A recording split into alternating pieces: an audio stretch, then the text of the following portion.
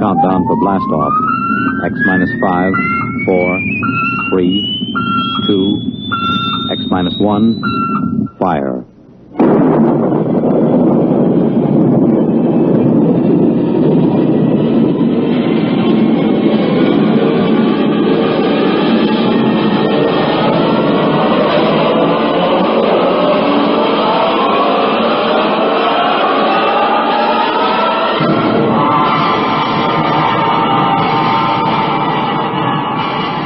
From the far horizons of the unknown come transcribed tales of new dimensions in time and space. These are stories of the future, adventures in which you'll live in a million, could be years, on 1,000 maybe worlds. The National Broadcasting Company, in cooperation with Galaxy Science Fiction Magazine, presents X minus 1.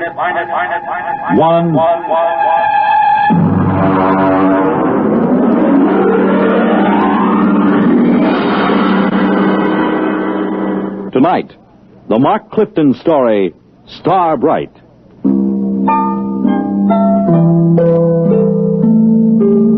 Well, it's finally happened. I've known it would for a long time now. That's why I'm writing this, in the hope that you'll understand and not think me mad. Whatever the outcome, I hope you will not judge me too harshly for what I've done or failed to do. Mr. Holmes. Mr. Holmes. Come in. Oh, hello, Chief. I just wanted to let you know, sir, that we're doing everything we can to find the children. Yes, I'm sure you are. We've got 300 men out combing the woods for them. The Army base has volunteered another 100 men, and we've sent an all-points bulletin to every police unit in the country. Fine. I just wanted to check and make certain our description is accurate. Your little girl, Star, was wearing a blue dress and white sandals. Is that right? That's right. And she is how old? 6 years old. And the little Howell boy, how old was he? 7, I believe, yes. 7. Thank you. Well, I'll be in touch with you. Well, that's very good of you, Chief. Oh, by the way, yes. Mr. and Mrs. Howell, how are they taking it? Well, they're pretty upset, naturally. Mr. Howell, he's out with the men searching. Yes, I know. Mrs. Howell's in the car outside. Ruth is outside? Why didn't she come in? Well, she said she'd rather not. Oh, I see. Do you, Pete? Oh, Mrs. Howell, I thought... I decided to come in. I'm not going to sit on my feelings any longer. Mrs. Howell... No, I have to say this. Pete, Bill and I have been your neighbors for almost a year now. Our children have been almost inseparable. I know that. Then how can you just sit here writing letters when they may be lost somewhere or in trouble? Why aren't you out with Bill and the rest of them searching? I can't. Ruth, I know how you feel. Please try to understand. I intend to help find Bobby and Star, but I must do this first. Why? What's so important about Ruth, it? I'm sorry. Sorry? Then why don't you act like a man? You're inhuman. Please. I don't ever want to see you or speak to you again. Ever. Perhaps you won't. What was that, Mr. Holmes? Nothing. Chief, if you don't mind, I'd like to be alone for a moment. Okay, Mr. Holmes. I'll keep in touch.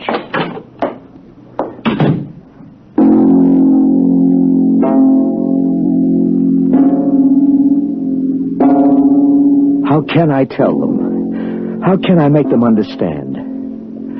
I write this to you because they must be made to understand somehow, but I have to begin at the beginning. I think I first noticed it one evening when Star was 3 years old. I was in my reading chair going over some work. Star was sitting on the floor in the circle of light with her blunt-nosed scissors and scraps of paper. Her long silence made me glance down. And then we glue this together, put a line here and there. Star? Like that. Star? What is it, Daddy? Can I see what you've made? Uh-huh. Well. It's quite a coincidence. What? You know what they call a piece of paper joined together with a half-twist like this? Nope. It's called a Mobius Strip. You mean somebody already made one? A man named Mobius, mathematician, long time ago. Did he know you can put a line on it like that so it has one side all joined? Yes, he did. Someday I'll tell you what it means. Now do it. What? Tell me about a Mobius Strip. Very complicated. Then read me about it. Oh, you wouldn't understand, honey. Read me anyway. Okay, young lady. But I warn you, it'll be like one of those nonsense rhymes. At least, I hope it will.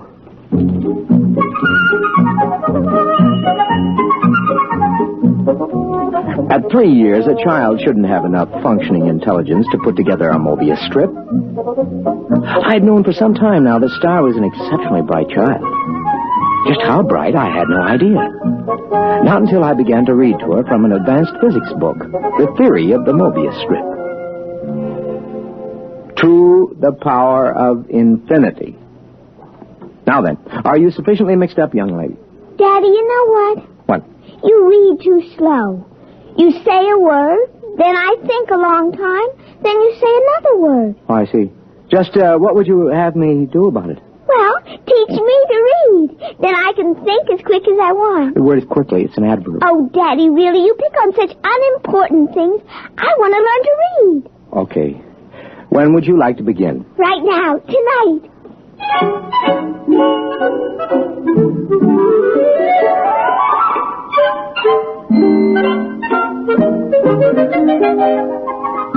Before she went to bed that evening, my daughter was able to read. In the months that followed, a great deal happened. Some of our friends, like Jim Petrie, have dropped in and been amused to see her on the floor, rapidly turning the pages of an encyclopedia as big as she is. Sit down, Jim. Oh, thanks. Star, aren't you going to say hello to Uncle Jim? Hello. I see she's taken to looking at the pictures in the encyclopedia, huh? Oh, yeah, yes. Come on in the library, Jim. I'd like to talk to you privately. Yeah, sure thing.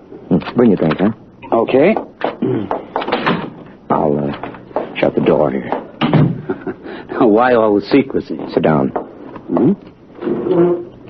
Now, Jim, we've been friends, you and I, ever since engineering school. So? Neither of us have ever mentioned it, but one of the reasons we were drawn together is because both of us have IQ somewhere up in the genius ratings. Oh, I think it was more than that. Well, that played a part. It isn't easy to be exceptional in a world which regards mediocrity as the only behavior above suspicion. Well, we all have to live with our afflictions. Yours and mine is a quick mind in a dull environment. What would you do, Jim, if you were a parent, as I am, whose wife had died, as Eleanor did, and you discovered that your only child was, well, afflicted with a fantastically brilliant mind? Star? Oh, come on, Pete. Any little girl who's content just to look at the pictures in the encyclopedia. Jim. I mean, after Jim, all. What? She wasn't looking at the pictures. Huh? She was reading the pages. What? But she was turning them as fast as humanly possible. She was reading them. But I know she remembers everything she understands. She not only remembers everything, she understands the concepts. She even gets impatient with them. Well, have you measured them? Well, I've given her IQ tests, aptitude tests, reaction tables, all the paraphernalia for measure work. How do you mean? Tests don't work. How do you mean? Well, either the tables are screwy or Star's beyond all measurement. Pete, are you sure you're not projecting this? I mean, isn't it possible that a few accidental... Daddy. Yes, honey. I got lonely. Okay, come on in. Uncle Jim, would you read me a story? Why don't you read your own story? Because I'm only 3, and 3-year-olds can't read. Conformity. Answer to her affliction by herself. Conformity. She had already learned to conceal it. When Star was break our hearts before we learn that. When Star was 4 years old, according to state law, her mind had developed enough so she could attend nursery school. Hi, Daddy. Hi, honey. Did you, like nursery school? Oh, yes, it was fun. What'd you learn today? Not much. I tried to cut out paper dolls, but the scissors kept slipping. Now, look, Star, don't overdo it. That's as bad as being too quick. The idea is that everybody has to be just about standard average. That's the only thing people will tolerate. It's expected that a little girl of 4 should know how to cut out paper dolls properly. Oh. I guess that's the hard... That's the part I always found... How much you ought to know. Yeah. That's the part I always found hard when I was young. It's really all right. I let one little girl show me how to cut them out, so now she likes me. She just took charge of me and told the other kids they should like me too. So they did, because she's the leader, even if she is one of the stupids. The what? The stupids. That's the trouble with you, Daddy. You don't grasp things right away, just because you're only a tween. A tween? I assume that means an in-between? That's right. You're in between a stupid and a bright.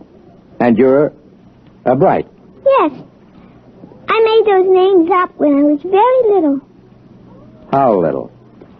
Oh, about 6 months old.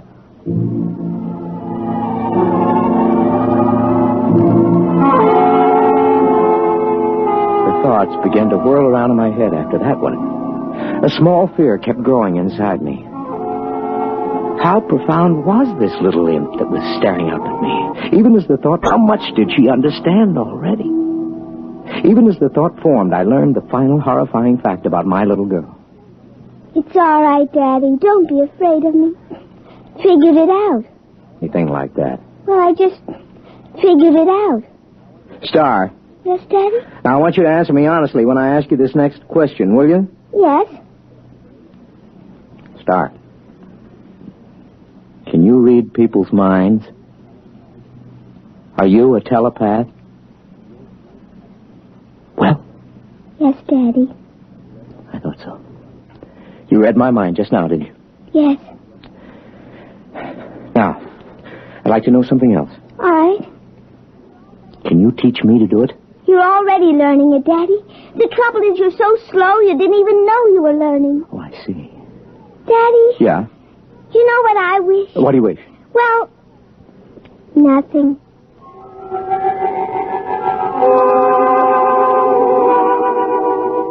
All the same, I knew exactly what she was wishing. She was wishing for a companion whose mind would match her own. You see, I was becoming telepathic. Just a minute. Well, hello. Is your little girl home? Yeah, she's upstairs. Who are you? I'm Robert. Robert who? Robert Howell. My mother and father moved next door yesterday. Oh, well, come in, Robert. I'd like to play with your little girl. How'd you know I had a little girl? Oh, I just know. I see. And how old are you? I'm 6. Well, I'll ask Star to come downstairs. I'm sure she'll be glad to see you. Yes, she will. Tell me, Robert, are you a tween or a bride? Oh, I'm a... What did you say, Mr. Holmes? Nothing.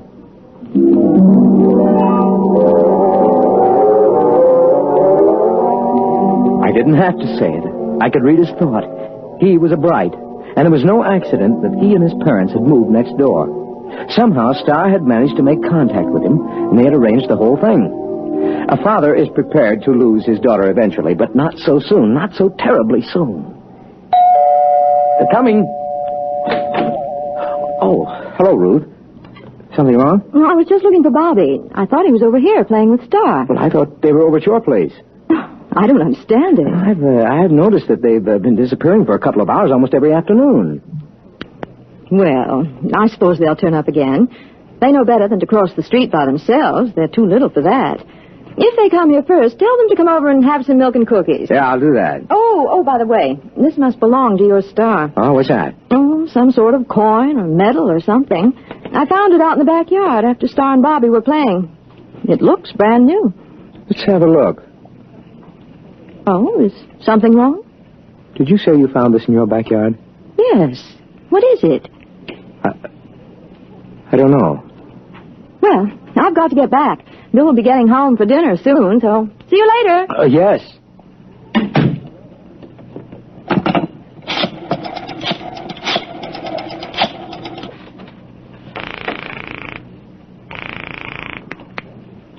Hello? Jim? Yes. Do you have a portable spectrophotometer? Well, sure, we've got a dozen here at the lab. Pack one up and get over here right away, will you? Well, Pete, I don't quit till 5. Look, do as I say, huh? It's important. Well, okay.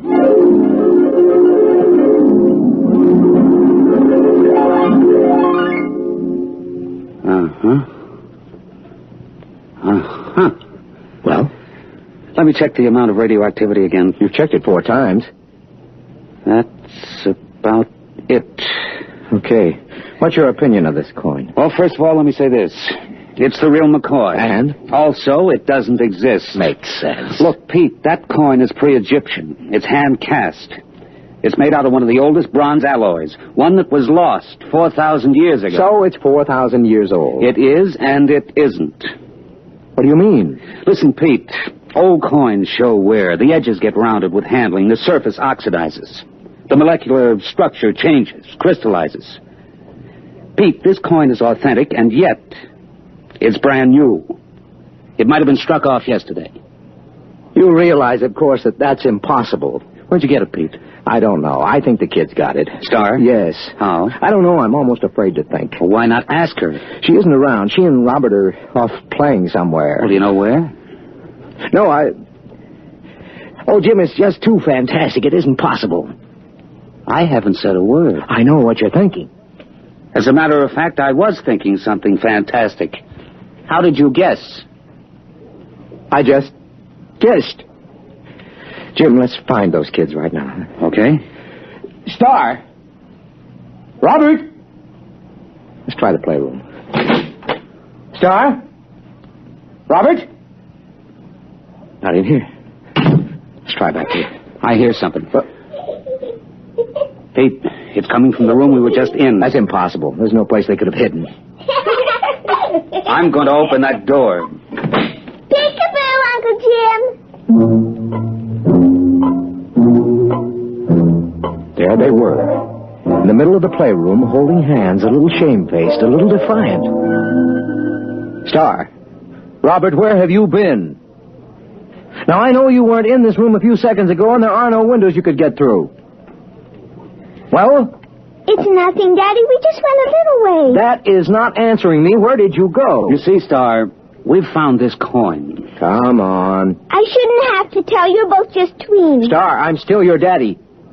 Even brights have feelings about their parents. Now. I tried to ESP you, Daddy. Does she mean extrasensory perception? Yeah. You just don't ESP good, Daddy.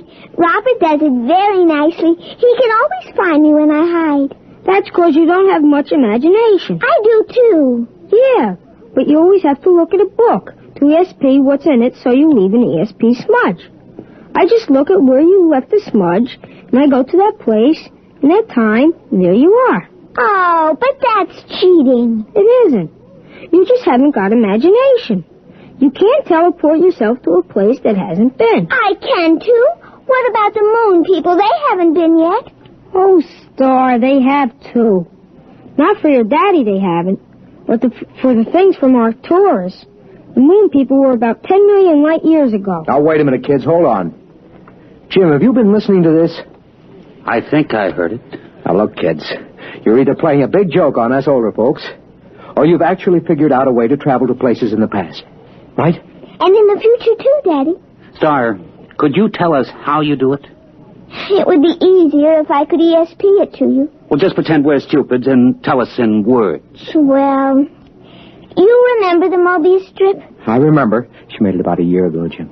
Well, you join the ends of a strip of paper with a half twist to make one surface. Then you take a sheet and give it a half twist so you can join the edges together all over. That's Klein's bottle. Oh, you know about that. Yes, we know that. Go on. Well, then you take a cube. You imagine a cube, and you twist it. Tesseract? Shh. Go on, Star. And you ESP the twisted cube all together the same way you did Klein's bottle. Now, if you do that big enough, all around you, so you're sort of folded into it, you can teleport yourself any place you want to go. And that's all there is to it. Jim, what do you think? I need another drink, Pete. A big one.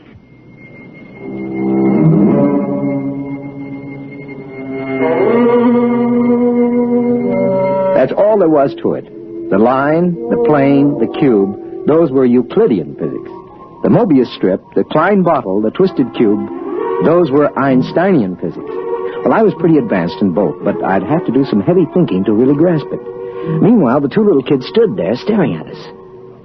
Star, Robert, can you tell us some of the places you've been? All over, Uncle Jim. The Romans and the Egyptians and places like that. Is that how you got the coin? I found it. It wasn't stealing, was it, Daddy? I just found it in the dirt. We'll skip that for a minute. What about going to the future? There isn't any future, Mr. Holmes. What's that? It's kind of hard to explain. Even Star doesn't get it. Oh. And when she gets to be 6, like I am, she'll probably understand. Well, try to explain it to me. Well, it's all connected. Just like the Mobius Strip. If you go far enough, you'll get back to where it starts again. You start with the cavemen, then us men, then atomic men, the moon men, planet men, star men, and brights. Only somehow... What? The brights got off the strip. We haven't been able to find them any place in time. I'd sure like to know how they got off and where they are. Now, look, kids, this kind of thing can be dangerous. You might be eaten by a dinosaur or something. Oh, we just ESP ourselves right out of there. Well, anyway, I don't want you leaving this part of the time strip. Not again. Daddy. Now, I may be just a tween, but I'm your father. I always mind you, Daddy. Yeah? What about going off the block? But, Daddy, we didn't cross a single street. Nevertheless... Pete, think of what you're doing. Pictures, specimens, recordings. Not only from the past, but from the future. Pete, I beg you. Jim, this is my daughter. But what a contribution. We could be ages ahead of ourselves. No.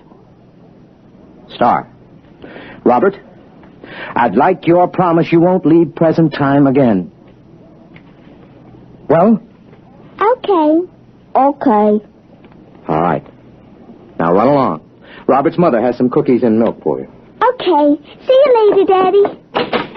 See you there. Back with the moon man. Jim, I'm sorry. Well, I suppose if I had a daughter... Are you going to report this? And have everybody give me the horse laugh?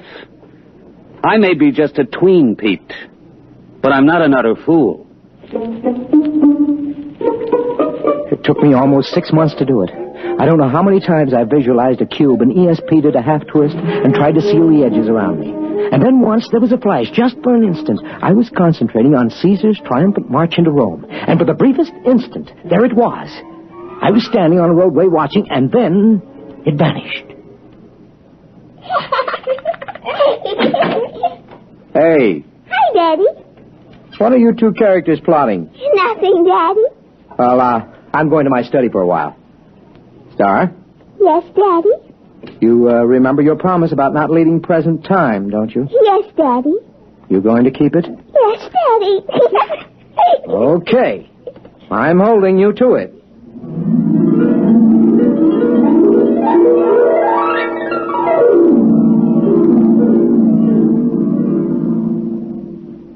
Hello? Hello, Pete, this is Ruth Howell. Yeah? Are the kids there? No? When did you see them last? What time is it? Oh, about 10 this morning, 6 or 7 hours ago. Why? Oh, Pete, I'm worried. What's up? Well, they were upstairs in Bobby's room. I was in the living room. Now, I could swear they didn't come downstairs, and yet, when I went up there, they were gone. That was over 5 hours ago. Ruth, are you sure they didn't come down? I was in that living room every moment. Pete, Now, Ruth, don't get panicky. I'm coming right over. Just don't get panicky.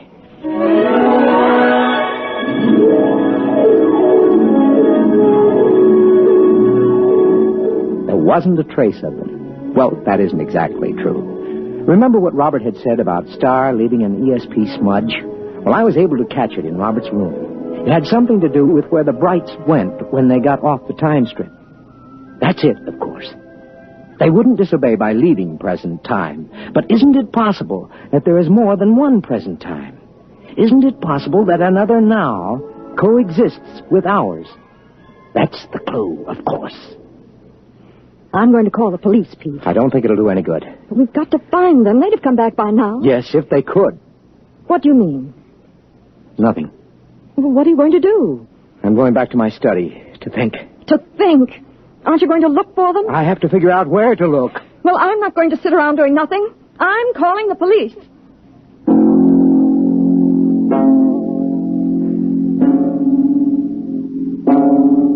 That was this morning. I've been doing some desperate concentrating since then, Jim. I'm writing this down so you'll know. I've already managed to go back to the time of Cheops and ahead to the time when men were navigating to distant planets in a matter of days. But the big job remains. How to get into a dimension parallel with our own at the same time. I figured out that to get the equivalent of a Mobius strip with depth, you must use the supercube, the tesseract.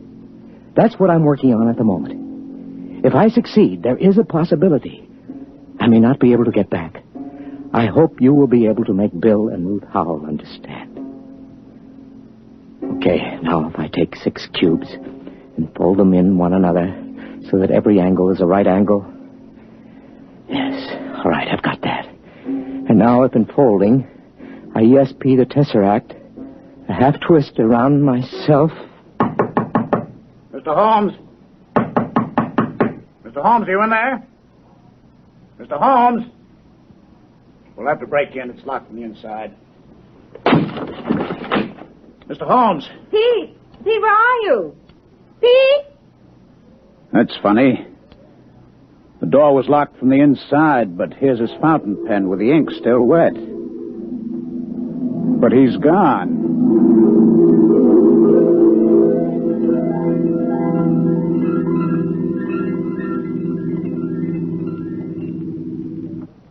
You have just heard X-1, presented by the National Broadcasting Company in cooperation with Galaxy Science Fiction Magazine, which this month features the final installment of Frederick Pohl's novel, Slave Ship, story of a world engaged in the wildest of all possible non-wars, where the order of the day was even wilder still. Spare every animal and throw the men to the wolves. Galaxy Magazine, on your newsstand today. Tonight, by transcription, X-1 has brought you Star Bright, a story from the pages of Galaxy written by Mark Clifton and adapted for radio by George Lefferts. Featured in the cast were Sarah Fussell, Lawson Zerby, Bill Quinn, Billy Harris, Ralph Bell, and Kate Wilkinson. Your announcer, Fred Collins. X-1 was directed by Daniel Sutter and is an NBC Radio Network production.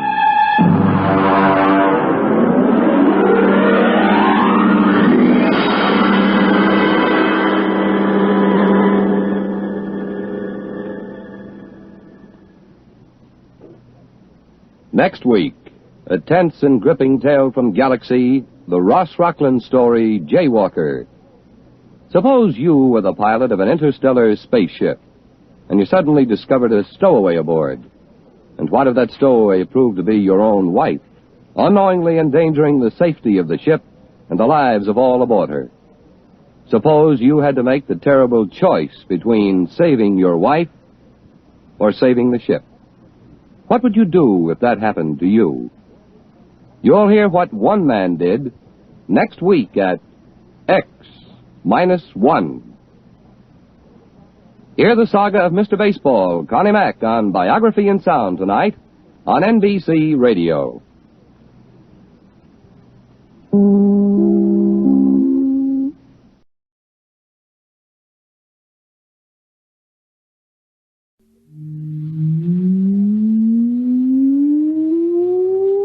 Countdown for blastoff. X-5, -4, -3, -2, X-1. Fire!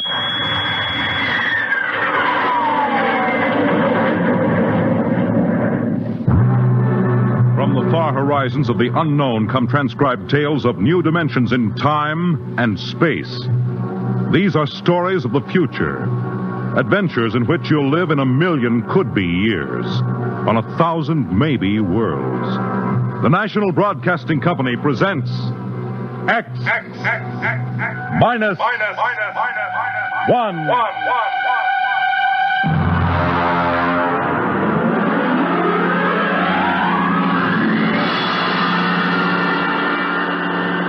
Tonight's story, Mars is Heaven.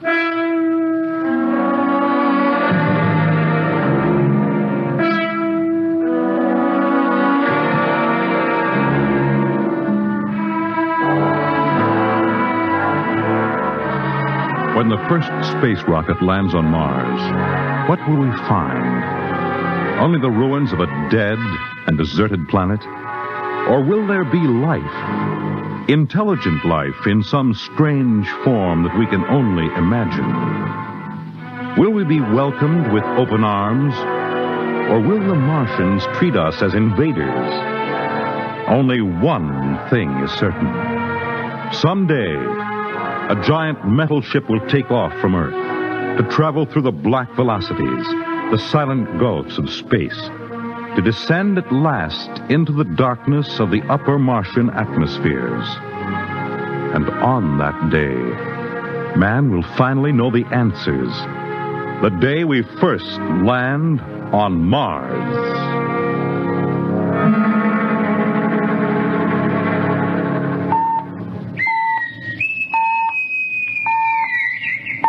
Now hear this. Now hear this. Approaching critical deceleration. Fasten gravity suits. Stand by to land. There it is. We've intersected the course vector, sir. All right, Mr. Lustig. Over to manual control. Aye, sir. Masters, sound general quarters. Aye, sir. Mr. Lustig, what do you make of the terrain? There seems to be a heavy ground, Miss Captain. We won't be able to use the infrared lights. And we'll have to come in on radar. Isn't that a little risky, sir? Landing in the dark? I'd rather run the danger of a blind landing, Lieutenant, than come in without the cover of darkness. Remember, we don't know what kind of reception is waiting for us down there. Airspeed 500. Altitude now 4,000. Bridge to engine room. Stand by for deceleration. Fire forward tubes 1 and 3.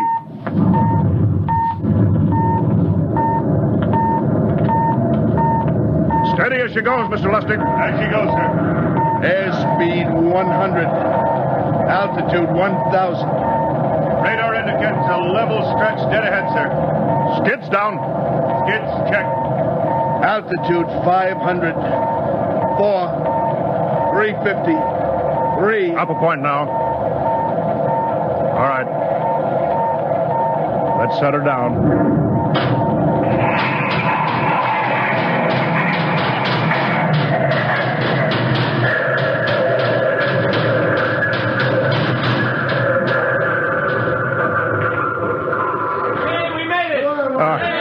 Cut the power. Masters, pipe battle stations. Aye, sir. All secured, sir.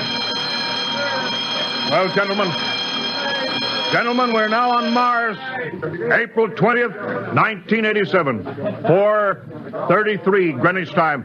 Enter that in the log, Masters. Aye, sir. Well, gentlemen, it's less than 2 hours till dawn. As soon as it's light, we'll send out a landing party. Masters, get me an all-over hookup. We're all set, Captain. Now hear this. All right, men. The smoking lamp is lit. Well, we're on Mars.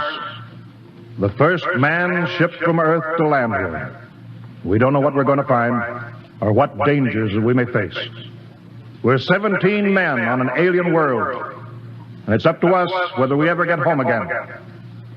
The next few hours should tell the story, and I want instant obedience to all commands. I'll court-martial the first man who doesn't jump to when he's ordered. And one other thing. We may be on Mars, but this is still a United States naval vessel. Officers will conduct a personal and weapons inspection in 1 hour. That's all.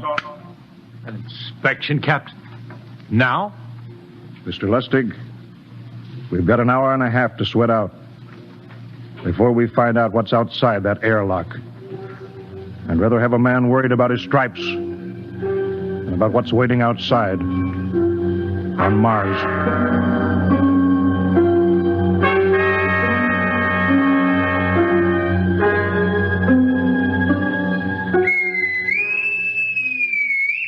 Now hear this. Landing party report to forward airlock. Captain Black, Lieutenant Hingston, Lieutenant Lustig, and Dr. Horst report immediately to forward airlock. It's now landing time -5. Well, they're paging us. You ready, Dr. Horst? Yes, Mr. Lustig. As ready as I will ever be. Come on, let's get in the lock.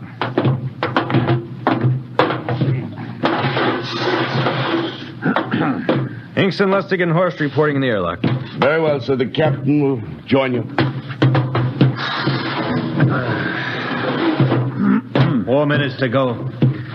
At least the captain would get here. What difference does it make? I just want to get it over with, that's all. Anybody got a cigarette?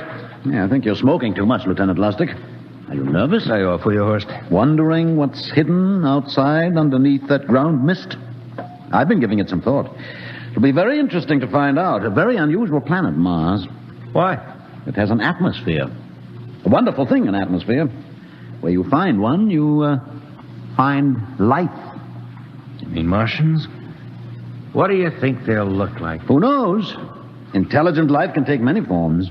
You mean they may have green skins and eyes on stalks or something? The comic book conception is possible, of course.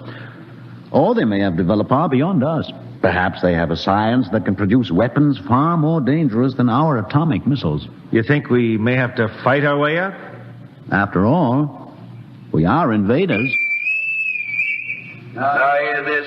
Landing time -2. All right. We heard this. You know what I'd like to find outside that airlock? Good old Illinois. Ever been there, Lustig? Only Chicago. Well, you ought to see my hometown. Green lawns, big white houses. Sounds like my hometown. My grandmother used to have one of those iron deer on the lawn. Every Halloween, we'd paint it another color. One time, we painted it black and white like a Holstein cow. Where does your family live, Dr. Horst? I have no family. When I was a child, they were gassed to death in the Dachau concentration camp. Tough. No, it has its advantages. I have no ties on Earth. Nothing to lose now.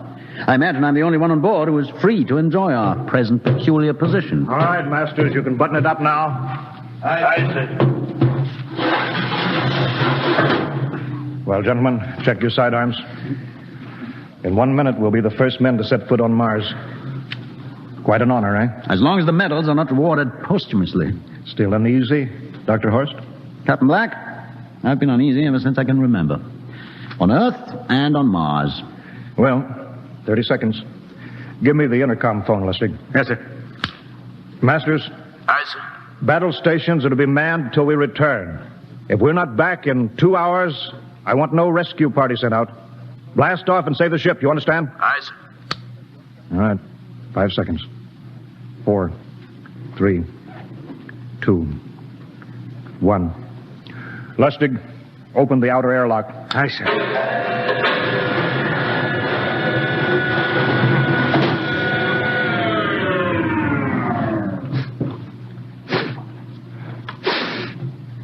It's fresh air. Let's go. All right, now, take it easy. It's too dark to move fast. Quiet, isn't it? Not even a wind. Can't see anything from this ground this time. We don't know what's out here. All right, come on. What the quiet? Captain, I could swear that sounds like a rooster. I don't hear it anymore. Very homely but unlikely sound. A rooster crowing on Mars? Hingston? Aye, sir. Set that machine gun 25 yards to the flank. We'll stay here till the ground mist lifts. Aye, sir. What do you make of the ground, Horst? Grass. Plain grass. You can see some large foliage there where the mist's thinned out. What the? Hingston, hold your fire, you fool! I hit it, Captain. What? Some kind of wild animal. I hit it. I could see the tracers, but it's still standing. Come on, Horst. Doctor, where are you? Up ahead. Admiring the wild animal. Careful, Horst. Wait for us. Don't worry, Captain. It's an iron deer. A lawn ornament. Well, that's impossible. It's hollow. Interesting, isn't it? A whitewashed Victorian iron deer sitting on a lawn in the middle of Mars. I don't understand. Look around. The mist's lifting. Hey, Captain, look there. It's a house. A regular old-fashioned house. But, sir, on Mars. Good Lord. I haven't seen carved scrolls and gingerbread like that in years. Look at that port swing. The geraniums. There. I told you it was a rooster, Captain. Give me the glasses, Lustig. I want to take a look through that front window. Well, there's an upright piano. Some sheet music on it. Lustig, it's beautiful Ohio. Oh, it can't be, sir. Horst, do you think that civilization of two planets could be identical? I don't know. That specific variety of geraniums is only 50 years old on Earth. Is it logical that they should develop in Mars? How about that port swing of the piano and beautiful Ohio? Why, it's impossible. Captain Black, this looks like the town I was born in. Well, it looks like my hometown, too. I thought of something, sir. It's the only solution. Maybe we're not the first ship to reach Mars from Earth. Don't be ridiculous, Lustig. Oh, how else can you explain it? Suppose some scientists got together. They invented some spaceship and planted a colony here. That's the only answer. That's impossible, Lustig. Been space travel, it couldn't be secret. Do you have any idea what ships cost, what industrial power is needed? No, there's got to be some logical reason. I think perhaps we might find out, Captain. The light just went on in that house. Kingston, cover that door with the machine gun. Aye, sir. All right, come on, horse. We're going to ring that doorbell. There's got to be a scientific answer to all this.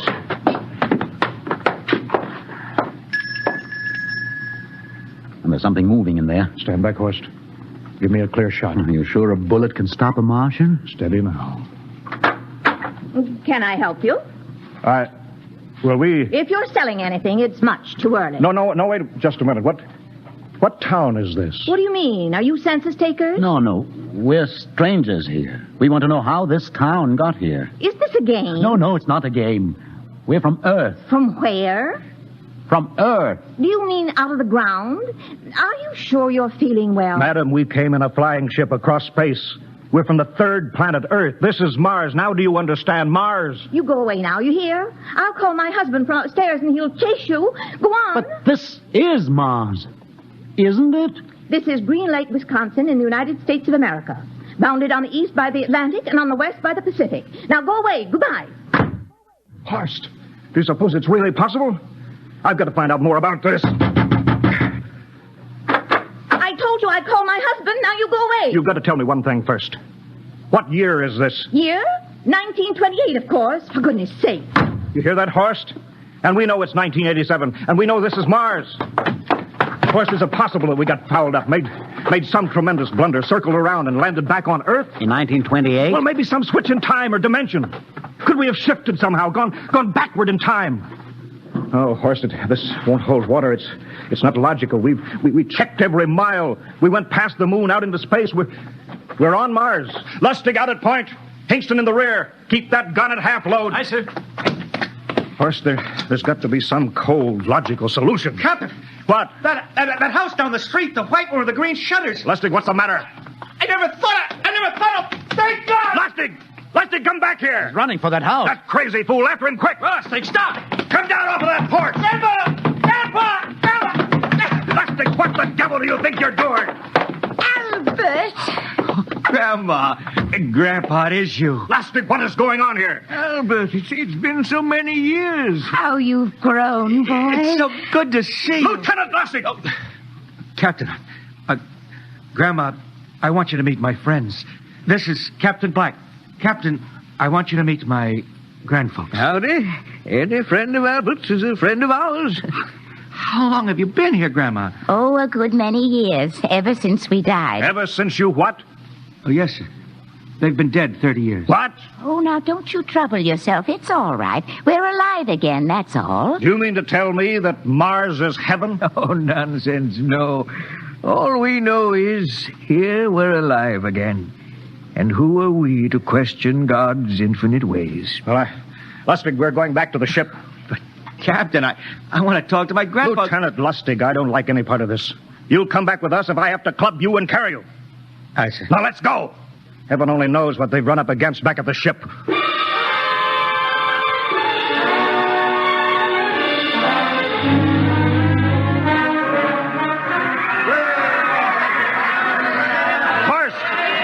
Crowd around the ship. Looks like we're being welcomed with a celebration, Captain. Celebration? We've abandoned ship. Every port is open. No guard set. You masters! Hiya, Captain. Meet my old dad. Dad, that's Captain Black. He's not a bad guy for an officer. Hingston!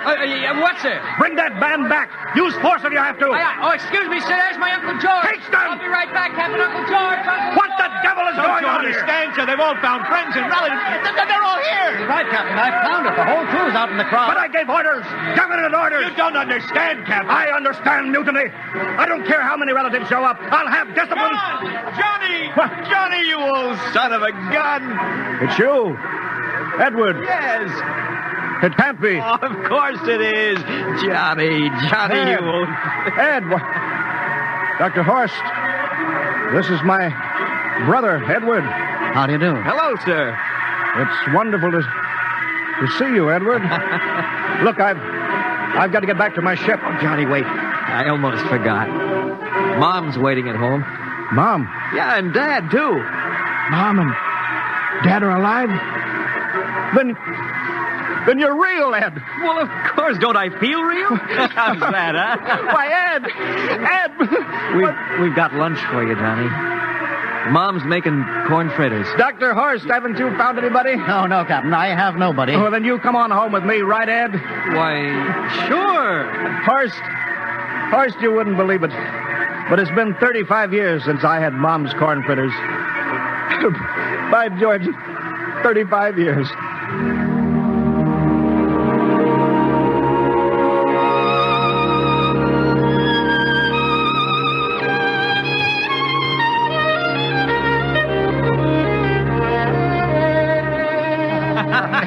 And there's plenty more in the kitchen, so don't hold back, Johnny.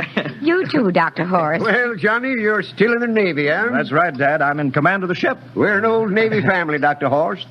All three of our boys in the service. Yeah, Ed was the best pilot in the Pacific, too. What did happen, Ed? What's the difference? I'm here now. Yeah, but... You know, it's almost perfect. All we're missing is your brother Will. Then the whole family could be together. Well, it won't be long, Mom. Will's in charge of the XR-54. Next rocket coming out to Mars. Oh. Well, little Will. When does he leave, Johnny? Well, the takeoff's scheduled for September, but it depends on what we report. Oh, yeah. There's no question about that now, huh? No. Christmas together again. That'll be something. Sure will, yes, sirree. Well, this calls for a celebration.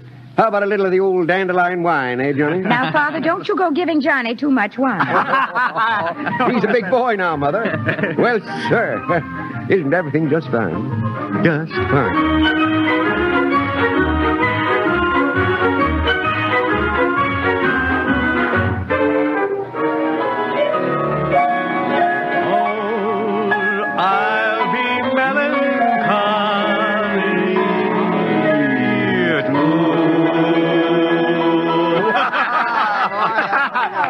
Play that one again, will you, Ed? Oh, sure.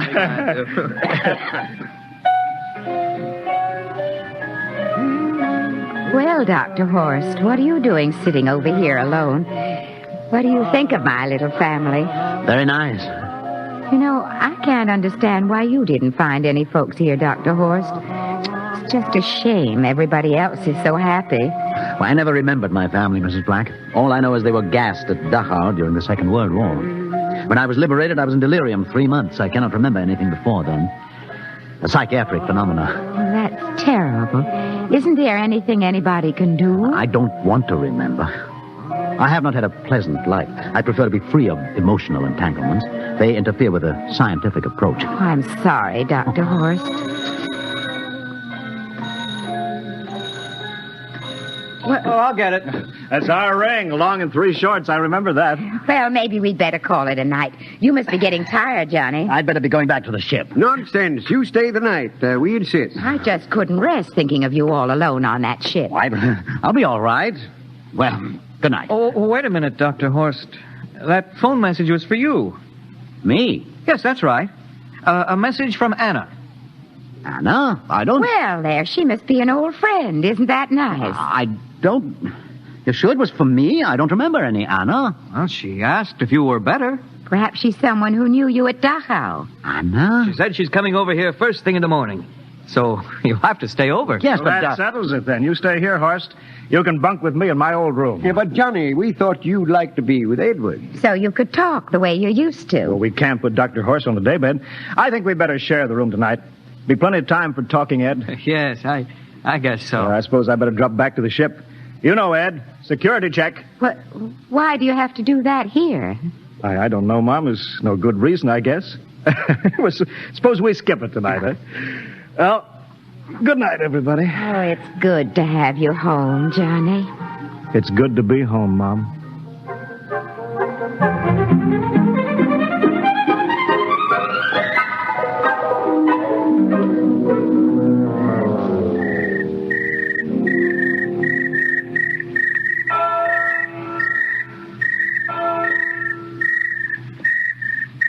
Captain Black.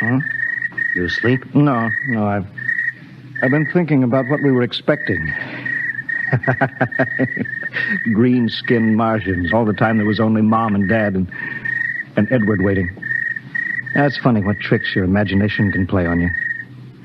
Well, I guess Mars is heaven, Horst. You know, I've been thinking about Martians, too. Captain, just suppose there were Martians, and they saw us land, and suppose they thought of us as invaders. What would be the best weapon they could use against our atom bombs, huh? I don't see what you're getting at. They would want to disarm us first, huh? To wipe out all suspicion, to make us feel at home. Captain, suppose this house isn't real. Suppose the people are just images, stolen from our own memories by Martians, created for us by telepathy, hypnotism. Oh, that's the craziest theory I ever heard. Maybe that's why there was no one for me, because in all my life there is no happy memory, no real loved person, not even my mother. I don't remember her, only the piles of rotting corpses at Dachau. There was no happy emotion for these people to recreate. How about that phone call? Anna? Yes, Anna. I didn't remember who she was, but I do now. I just remembered. When I was freed from Dachau, sick, delirious, I raved about a wonderful, kind nurse named Anna that took care of me. Well, there you are. It's logical. She's coming to see you tomorrow. But there was no Anna. I'd been nursed by a man. What? Anna was only a dream. And there's only one way they could have learned about her, by reading my subconscious mind. That's impossible, Horst. Why? The whole crew was thinking of home. Suppose the Martians read our minds. Yes, but if there are Martians... If there are, they have us separated. Each man in a different house, sleeping, trusting. No one at the guns. I left my pistol downstairs. Do you think there's something to this, Horst? It's a perfect trap, Captain. Who would suspect his own mother, his grandparents? How easy. Just a knife in the heart of each sleeping man. That's impossible, Horst. But we've got to get back to the ship. Listen. The crickets have stopped. Come on. We don't know when they change back to whatever they really are. All right, careful.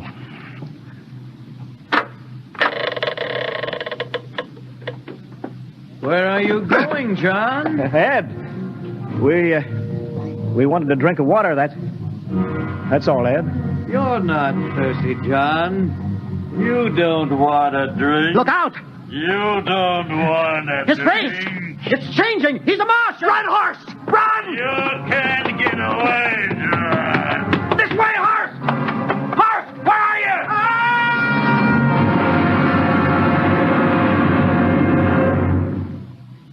Hello? Hello?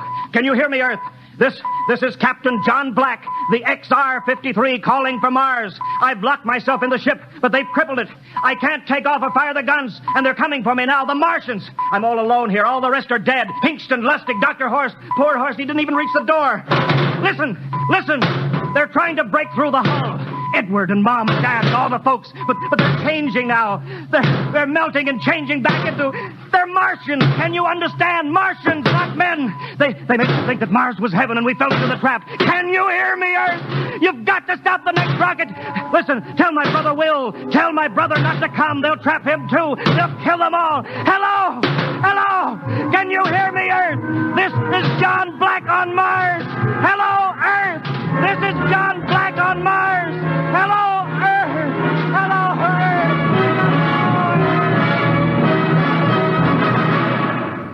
Earth. Tonight, X-1 has brought you the science fiction classic, Mars is Heaven, written by Ray Bradbury and adapted for radio by Ernest Coyne.